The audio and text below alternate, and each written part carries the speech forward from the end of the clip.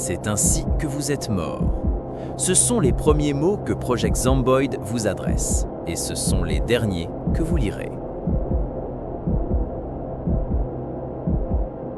Si vous êtes ici, c'est que vous avez lancé le jeu et que vous êtes probablement mort en moins de 15 minutes. Peut-être qu'un zombie vous a mordu par derrière pendant que vous cherchiez comment ouvrir une boîte de conserve.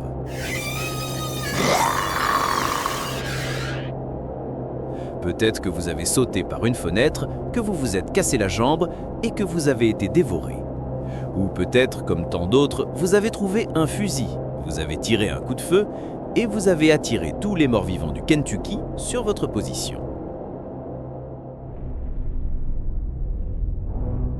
La première chose que vous devez comprendre, la chose la plus importante, c'est que Project Zomboid n'est pas un jeu de puissance. Ce n'est pas Left 4 Dead, ce n'est pas Dying Light. Vous ne deviendrez jamais un super-héros capable de faucher des hordes. C'est une simulation impitoyable de l'effondrement de la société. C'est un RPG hardcore où vos ennemis sont les zombies, mais aussi la faim, la soif, la maladie, la dépression, l'ennui et votre propre manque d'attention. La question fondamentale de ce jeu n'est pas si vous allez mourir, c'est quand vous allez mourir. La communauté ne partage pas des scores de victoire, elle partage des histoires de mort tragiques et évitables, car chaque mort est une leçon. Aujourd'hui, vous n'allez pas apprendre à gagner dans Project Zomboid, c'est impossible. Je vais vous apprendre à durer. Je vais vous apprendre à repousser l'inévitable, à écrire une histoire de survie plus longue et à comprendre pourquoi chaque erreur a été fatale. Ceci est le guide du débutant absolu pour Project Zomboid. Oubliez tout ce que vous pensez savoir. Votre nouvelle vie, ou plutôt votre nouvelle mort, commence maintenant. Configurez votre apocalypse, mode de jeu et sandbox. Avant même de créer votre personnage, vous devez choisir votre niveau de souffrance. Le jeu vous propose 3 modes de jeu principaux. Le premier mode est l'Apocalypse, qui est le plus difficile et représente l'expérience voulue par les développeurs. Dans ce mode, les zombies sont nombreux, leurs sens sont aiguisés, ils sont résistants et le butin est rare. En tant que débutant, vous ne devriez jamais cliquer sur ce bouton. Le deuxième mode est le Survivant, qui est une version légèrement adoucie. Il y a un peu moins de zombies, mais le combat reste impitoyable. Enfin, le mode constructeur est celui que je recommande pour votre toute première partie. Il y a moins de zombies, ils sont plus faibles et vous trouverez plus de butin. Ce mode est parfait pour apprendre les bases de la construction et de l'agriculture sans être dévoré toutes les 5 minutes. Mais honnêtement, ces modes ne sont pas les meilleurs pour apprendre. Pourquoi ? Parce que même en mode constructeur, vous allez mourir. Vous allez mourir si vite que vous n'aurez même pas le temps de comprendre des systèmes complexes comme la mécanique ou l'agriculture. La vérité, c'est que le meilleur outil d'apprentissage de Project Zomboid est le mode bac à sable ou sandbox. Le bac à sable vous permet de tout personnaliser. Pour un débutant absolu, voici les réglages que vous devriez utiliser pour votre première partie d'apprentissage que nous appellerons le mode école. Pour la population des zombies, vous devriez mettre la quantité sur faible et réduire la taille des groupes à environ 5. Le réglage le plus important concerne la réapparition des zombies. Mettez-la sur 0, c'est vital. Dans les modes par défaut, les zombies réapparaissent dans les zones que vous avez nettoyées, ce qui est épuisant et démoralisant.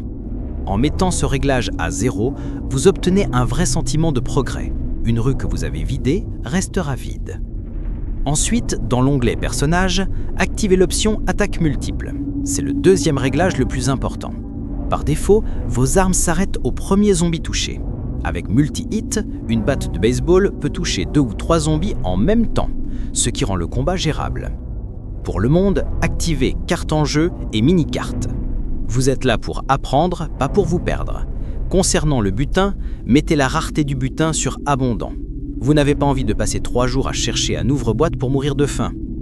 Enfin, dans l'onglet Météo et Nature, réduisez l'impact de la météo. Mourir d'un simple rhume parce qu'il pleut est une expérience frustrante. Ne laissez personne vous dire que c'est tricher, c'est apprendre. Une fois que vous maîtriserez ces bases, vous pourrez augmenter la difficulté. Pour l'instant, votre objectif est de survivre à votre première semaine. L'étape la plus importante, profession et traits.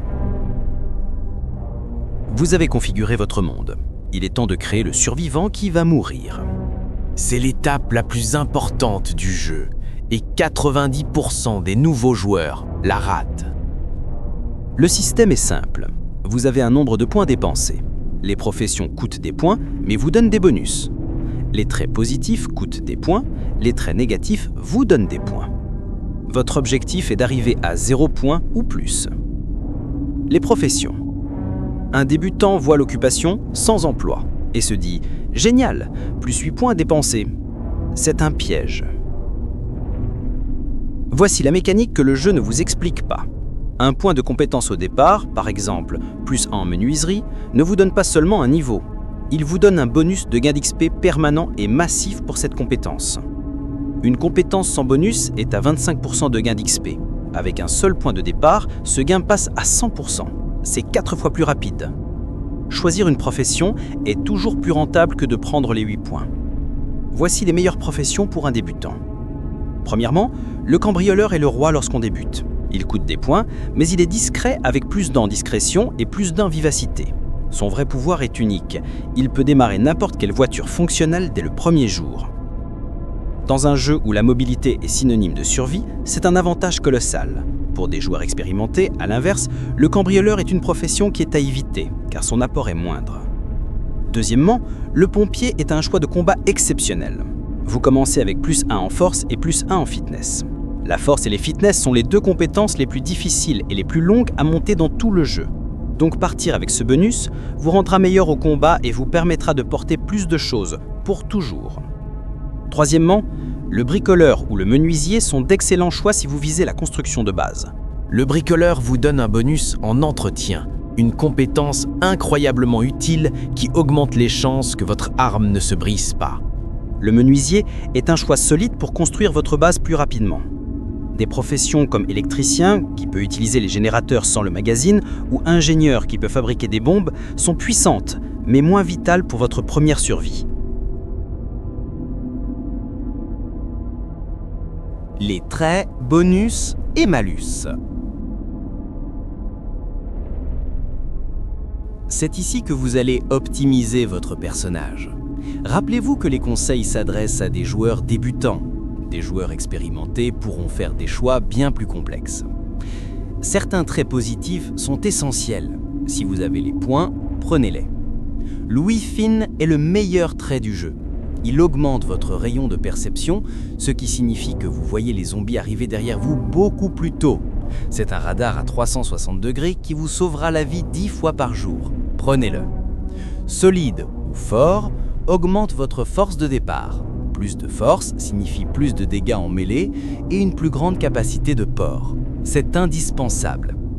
Organisé augmente la capacité de tous les conteneurs de 30%, y compris votre sac à dos, les placards et le coffre de votre voiture.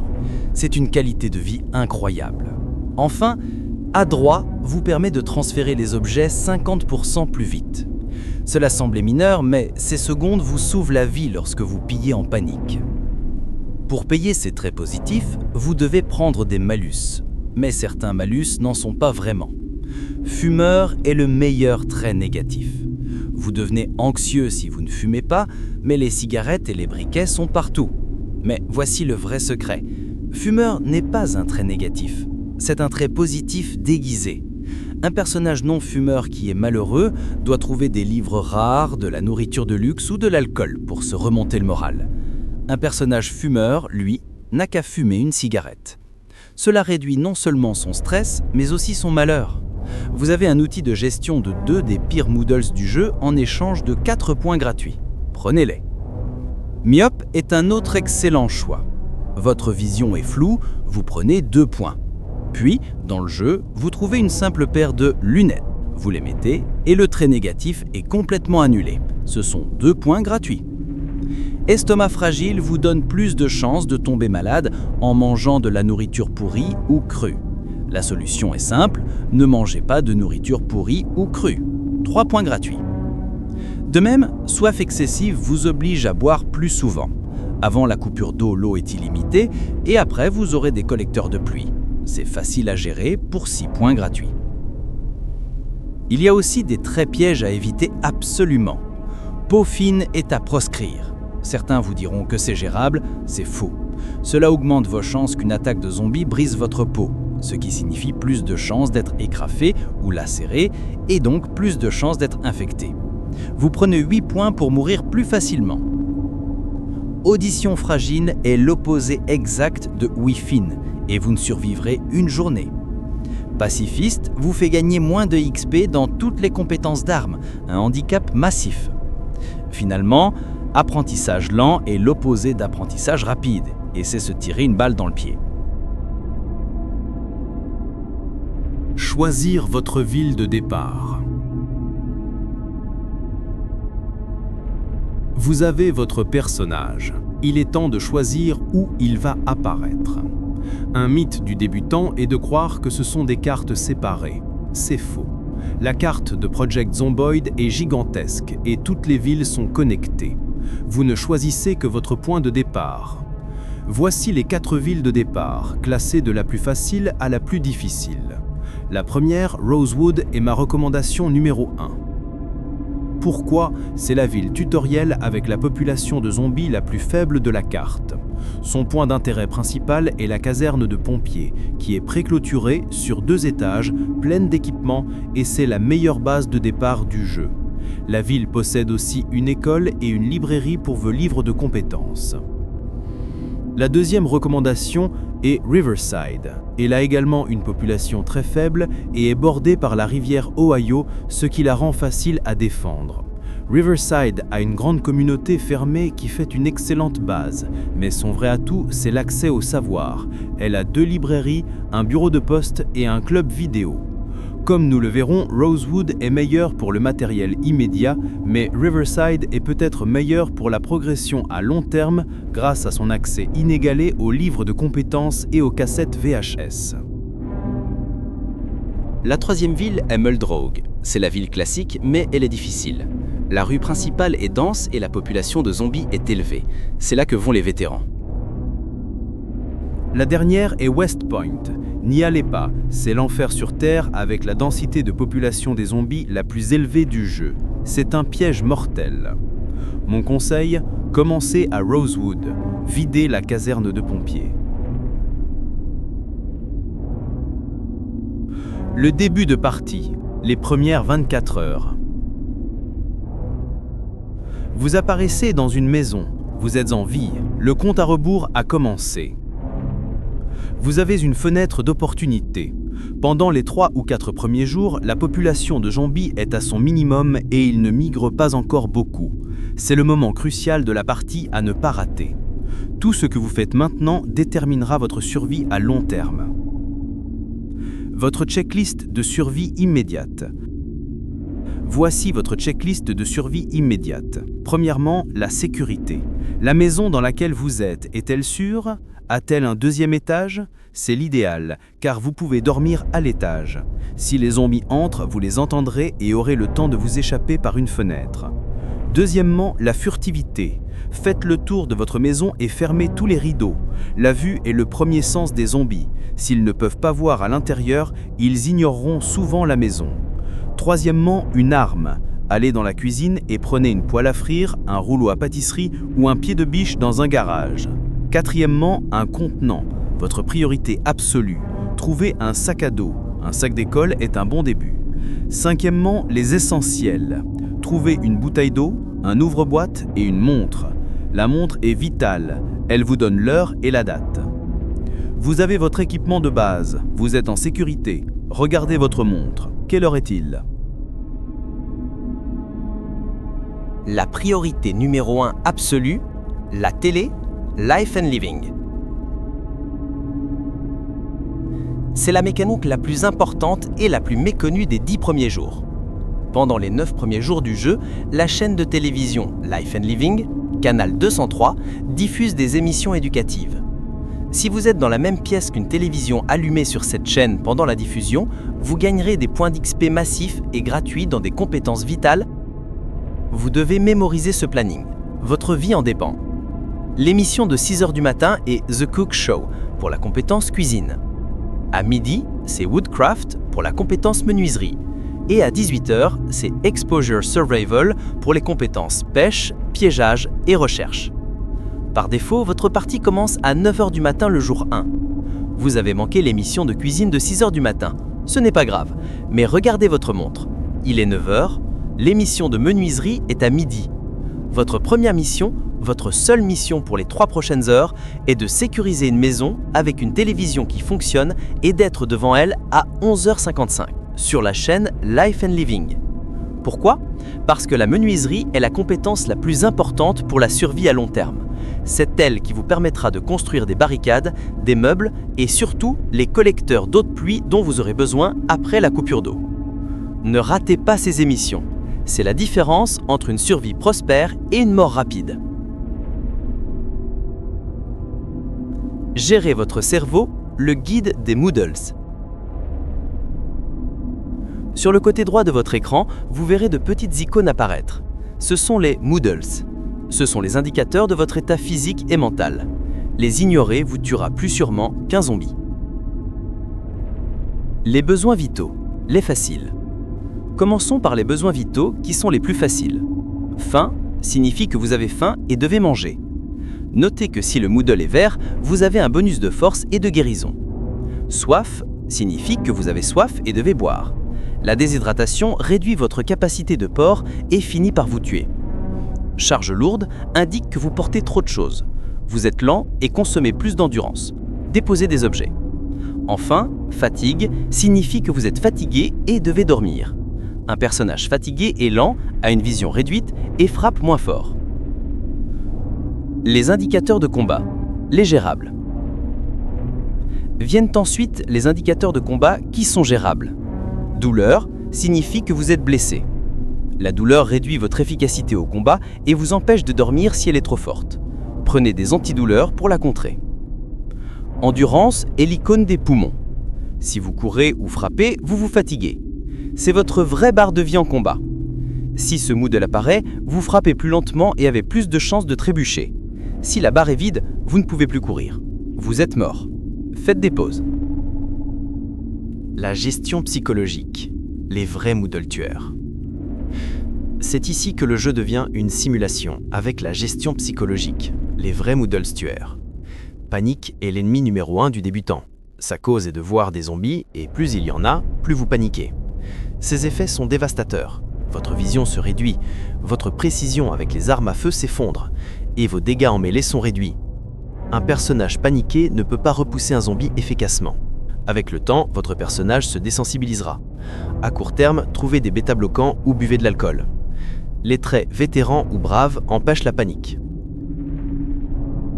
Le stress a pour cause d'être entouré de zombies, d'être couvert de sang, surtout avec le trait hémophobe, ou le manque de nicotine si vous êtes fumeur. Ces effets sont de réduire vos dégâts d'armes. Les solutions sont de fumer si vous êtes fumeur ou de lire des magazines de loisirs. Enfin, l'ennui et la dépression sont les tueurs silencieux. Leurs causes sont de rester à l'intérieur trop longtemps ou de manger de la nourriture de mauvaise qualité. Leurs effets sont que l'ennui, s'il n'est pas traité, mène à la dépression. Et la dépression est extrêmement dangereuse. Elle ralentit la vitesse de toutes vos actions, l'artisanat, la construction et surtout le transfert d'objets et l'application de bandages. Laissez-moi vous peindre un tableau. C'est la spirale de la mort des Moodles. Vous décidez de jouer la sécurité. Vous restez dans votre base pendant 2 jours, sans sortir. Vous devenez ennuyé. Cet ennui se transforme en dépression. Vous décidez enfin de sortir pour chercher de la nourriture. Un zombie vous surprend et vous érafle le bras. Pas de problème, vous reculez pour appliquer un bandage. Mais vous êtes déprimé. Votre action « appliquer un bandage » qui devrait prendre 2 secondes en prend maintenant 5. Pendant ces 5 secondes, le zombie a eu le temps de se relever et de vous mordre. Vous n'êtes pas mort à cause du zombie. Vous êtes mort parce que vous vous ennuyez il y a 2 jours. Gérez votre psychologie. Lisez les livres et magazines que vous trouvez. Mangez du chocolat, des bonbons ou une bonne soupe chaude. Votre santé mentale est aussi importante que votre santé physique. La fin commence ici. Santé, blessures et infections. Vous allez être blessé. C'est inévitable. Mais toutes les blessures ne sont pas égales. Votre personnage a un panneau de santé, la lettre H du clavier, qui montre chaque partie de son corps. Une blessure peut être une simple égratignure, une fracture ou une morsure. Toute blessure qui déchire la peau doit être traitée. Vous pouvez utiliser des bandages ou simplement déchirer des vêtements pour obtenir des tissus déchirés. L'étape 1 est d'arrêter le saignement, en appliquant un bandage. L'étape 2 est de gérer le bandage, qui va devenir sale avec le temps. Vous devez le changer. L'étape 3 est d'éviter l'infection. Si vous laissez un bandage sale trop longtemps, la plaie va s'infecter. L'infection bactérienne versus l'infection zombie. C'est une source de panique pour tous les nouveaux joueurs. Alors écoutez bien, il y a 2 types d'infections dans ce jeu. Le premier type est l'infection bactérienne ou la sale. Sa cause est de laisser un bandage sale sur une plaie. Son effet est que votre panneau de santé dit que la plaie est infectée, ce qui augmente la douleur. La solution est simple, c'est curable. Retirez le bandage sale, désinfectez la plaie avec du désinfectant, du whisky bourbon ou des lingettes alcoolisées et appliquez un bandage propre. L'infection disparaîtra. Le deuxième type est l'infection de Nox ou la mortelle. Sa cause est le virus zombie. Sa solution est aucune. C'est incurable. Comment contractez-vous le virus ? Il y a 3 façons, et elles ont toutes des chances différentes. Mémorisez ces chiffres. Premièrement, l'éraflure. Si un zombie vous érafle, vous avez 7% de chances de contracter le virus. C'est peu. Vous pouvez y survivre. Deuxièmement, la lacération. Si un zombie vous lacère, vous avez 25% de chances de contracter le virus. Un quart. C'est le moment de prier. Troisièmement, la morsure. Si un zombie vous mord, c'est 100% de chances de contracter le virus. Il n'y a pas de peut-être. Il n'y a pas de « j'ai entendu dire ». Si le mot « mordu » apparaît sur votre panneau de santé, votre personnage est mort. Il ne le sait juste pas encore. Suis-je infecté ? Le jeu est cruel. Après une éraflure ou une lacération, vous ne saurez pas immédiatement si vous faites partie des 7% ou des 25%. Mais quelques heures ou un jour plus tard, si votre personnage commence à avoir le moodlet nauséeux et anxieux, sans raison apparente, c'est la fin. Votre santé va commencer à chuter inexorablement. Vous avez été mordu. Vous avez les symptômes de l'infection. Votre partie est terminée. Vous pouvez soit attendre la fin, soit trouver une bouteille d'eau de Javel et appuyer sur « Boire ». C'est une façon plus rapide de mettre fin à l'histoire de ce survivant et de commencer la suivante. L'art de la bagarre. Le combat pour les nuls. Vous savez maintenant ce qui vous tue. Parlons de comment tuer en retour. La règle d'or du combat. La prudence est votre meilleure arme. Votre objectif n'est pas de nettoyer la ville, votre objectif est de survivre à la prochaine rencontre. Ne combattez jamais 2 zombies en même temps, si vous pouvez l'éviter. Contrôlez toujours l'engagement. La furtivité. Votre meilleure arme est le silence. Appuyez sur C pour vous accroupir, ce qui réduit votre bruit et votre visibilité. Les zombies ont 2 sens, la vue et l'ouïe. La pluie, le brouillard, la nuit et vos vêtements affectent votre capacité à être discret. Marchez sur l'herbe plutôt que sur le bitume. Ne courez pas. Ne sprintez jamais, sauf si votre vie en dépend, car courir fait du bruit et vous fatigue.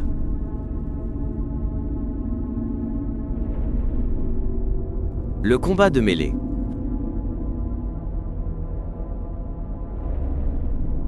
C'est votre pain quotidien. Maintenez le clic droit pour entrer en posture de combat. C'est la seule façon de frapper. La règle la plus importante est de toujours reculer. Vous marchez en arrière plus vite que les zombies n'avancent. Maintenez la distance. Laissez-les venir à vous, un par un. Pour la gestion de l'endurance, regardez votre Moodle d'endurance. Chaque coup coûte de l'endurance. Si vous êtes fatigué, vos coups sont plus lents et plus faibles. Si vous êtes épuisé, vous ne pouvez plus frapper, vous êtes mort. Ne frappez jamais plus de 2 ou 3 fois. Reculez, reprenez votre souffle, réengagez. La technique de base. Les armes se cassent. Vos pieds, non. C'est la technique de survie la plus importante. Entrez en posture de combat. Avancez ou restez immobile et appuyez sur espace. Votre personnage va pousser le zombie. La poussée a de bonnes chances de le faire tomber au sol. Une fois le zombie au sol, placez-vous au-dessus de sa tête, votre curseur deviendra vert et appuyez sur espace à nouveau. Votre personnage va écraser la tête du zombie, c'est un coup fatal. Cette technique pousser-écraser est votre mouvement de base. Il n'utilise pas la durabilité de votre arme, sauf celle de vos chaussures, et c'est la façon la plus sûre de gérer 1 ou 2 zombies. Par défaut, la touche espace est contextuelle. Parfois, vous voulez écraser un zombie au sol, mais votre personnage pousse dans le vide parce qu'un autre zombie est plus proche. C'est mortel.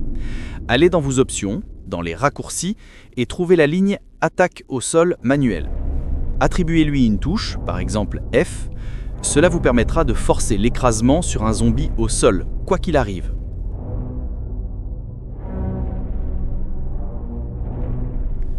Choisir son arme.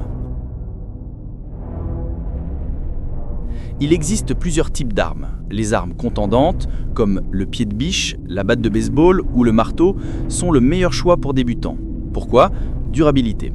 Un pied de biche vous durera des jours. Une batte de baseball peut tuer des centaines de zombies. Elle ne tue pas vite, mais elle dure. Les armes tranchantes, comme la machette ou les couteaux, offrent des dégâts élevés mais une faible durabilité. Les couteaux de cuisine se brisent très vite. Leur avantage est une chance d'exécuter un insta-kill silencieux par derrière ou au bon moment. Les haches sont le saint graal. Elles ont des dégâts massifs, une excellente durabilité, peuvent tuer plusieurs zombies et peuvent couper des arbres. Si vous trouvez une hache de pompier, gardez-la précieusement. Enfin, les lances sont à haut risque et haute récompense. Vous pouvez les fabriquer avec un couteau et une branche. Elles ont une portée incroyable et une chance d'insta-kill, mais leur inconvénient est qu'elles se brisent extrêmement vite. Gérer les hordes. Comment gérer une horde de 20 zombies? Ne le faites pas, ou du moins, pas en début de partie, lorsque vous êtes débutant. Fuyez. Changez de quartier. La seule façon de gagner ce combat est de ne pas le livrer. Si vous devez absolument nettoyer une zone, ne le faites jamais en une seule fois. Attirez-en 1 ou 2 en vous approchant lentement, puis reculez. Tuez-les. Répétez. C'est long. C'est ennuyeux. C'est comme ça qu'on survit. Le piège des armes à feu.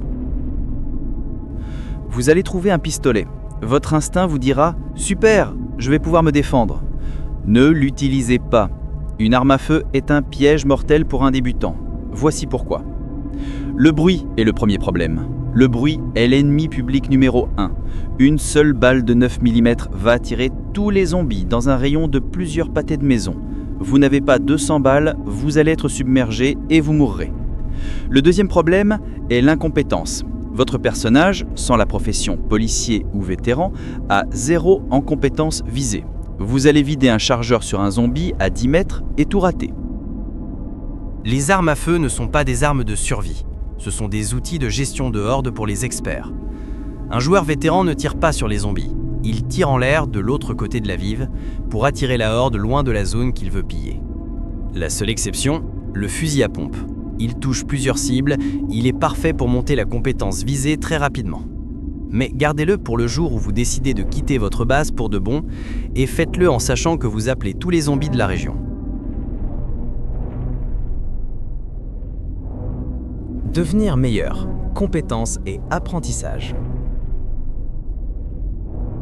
Project Zomboid est un RPG. Vous devenez meilleur en pratiquant. Vous coupez du bois, vous montez en menuiserie. Vous cuisinez, vous montez en cuisine. Mais le faire à la main est incroyablement lent.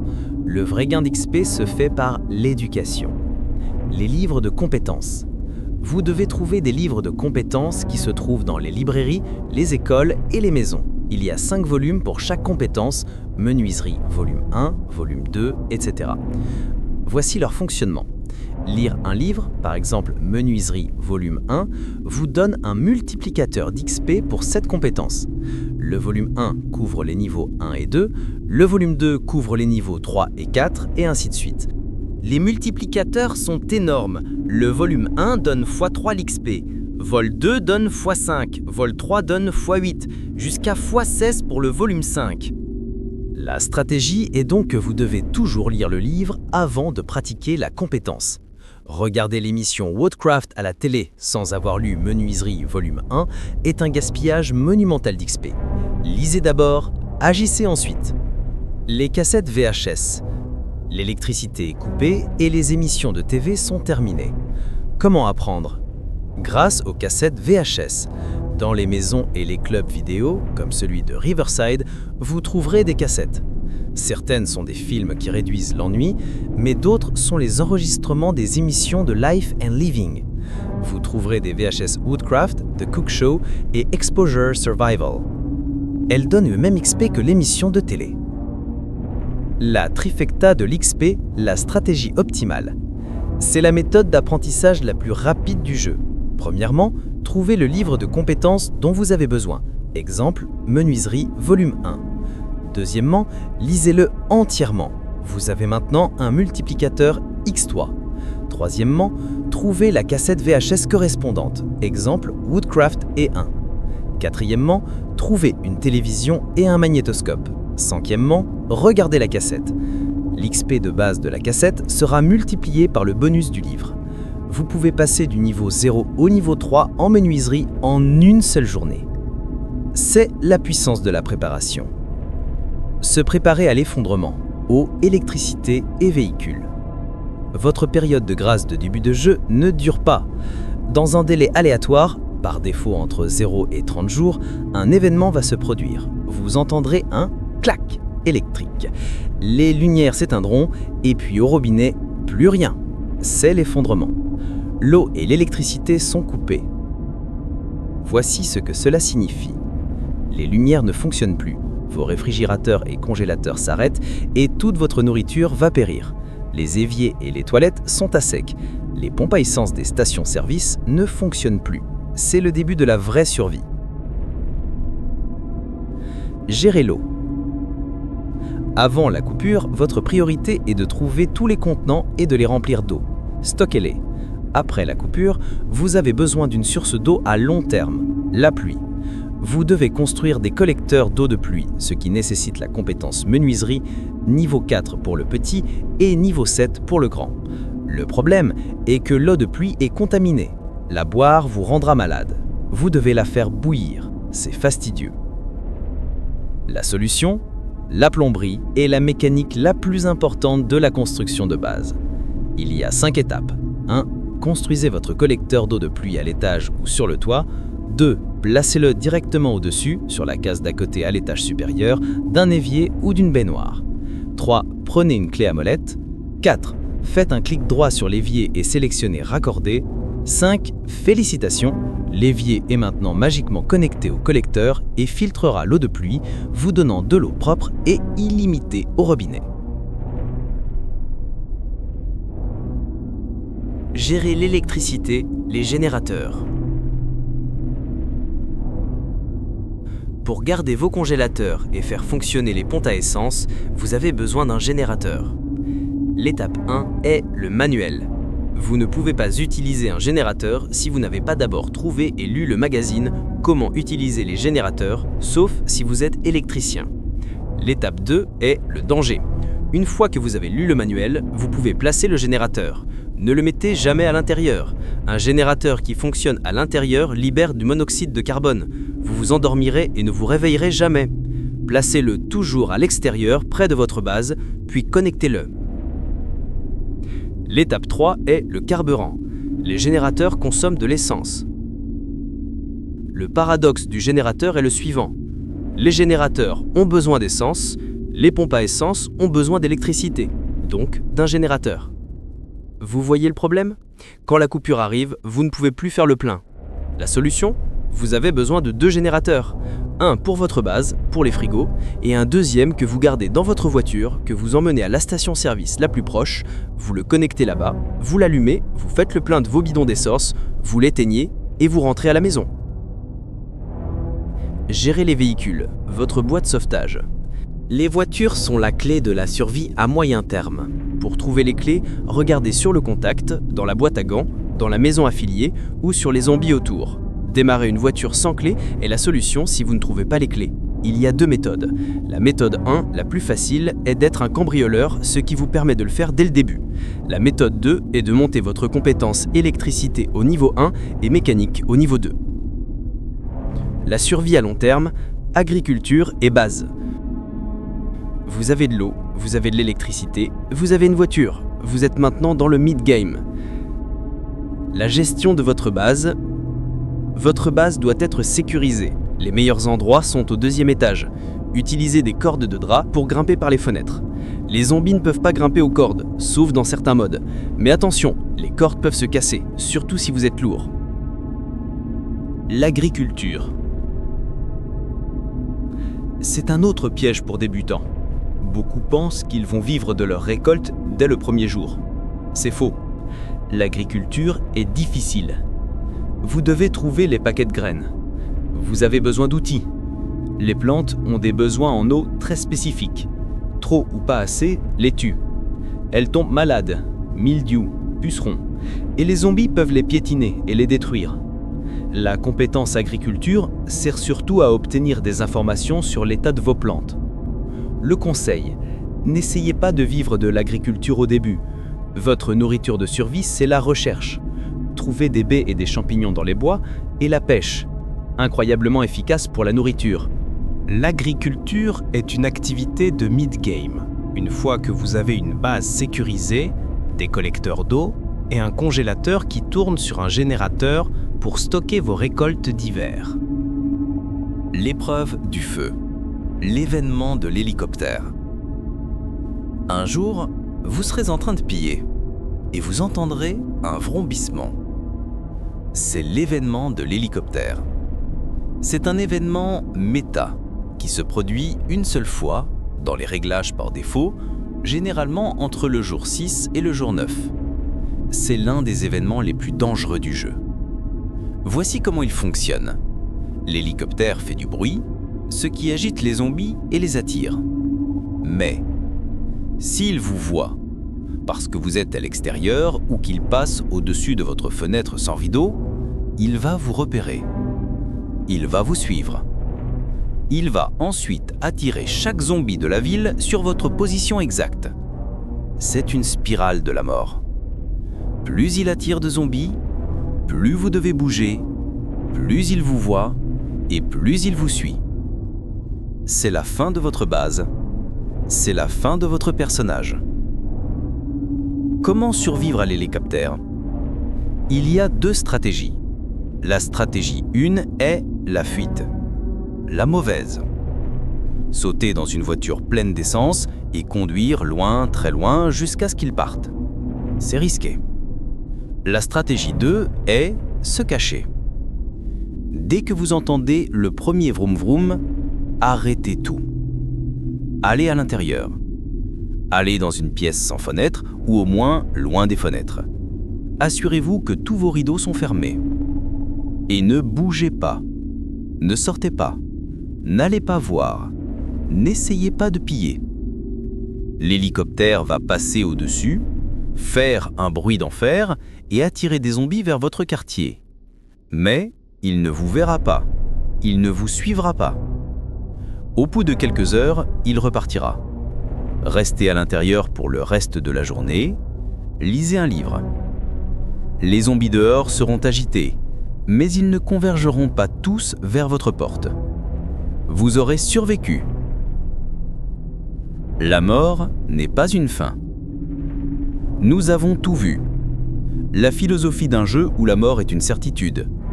La création d'un personnage optimisé, qui prend fumeur pour être en meilleure santé mentale. Nous avons vu l'importance vitale des 9 premiers jours de télévision. La spirale de la mort de la dépression. La différence entre une éraflure à 7% et une morsure à 100%. Nous avons appris à pousser avant d'écraser. Nous avons appris la trifecta de l'XP. Lire un livre, puis regarder la VHS. Nous avons appris à recorder un évier à un baril de pluie et à ne jamais mettre un générateur à l'intérieur. Et nous avons appris à nous cacher de l'hélicoptère. Maintenant, vous avez toutes les connaissances. Mais la connaissance n'est pas la compétence. La prudence est votre meilleure arme. Chaque erreur est fatale. Votre première mort, votre 10e, votre 100e, ce ne sont pas des échecs. Ce sont des leçons. Maintenant, vous avez les clés. Vous savez ce qui vous attend dans le Kentucky. Allez-y et montrez-leur comment vous allez mourir. Un peu plus tard que prévu.